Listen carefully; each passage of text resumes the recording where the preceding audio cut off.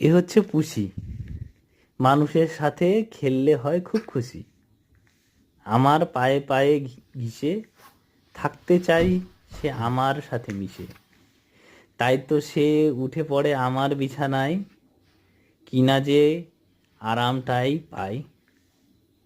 এসব দেখে হয় আমার বিরক্ত, আমি নয় যে বিড়ালের প্রেমী ভক্ত।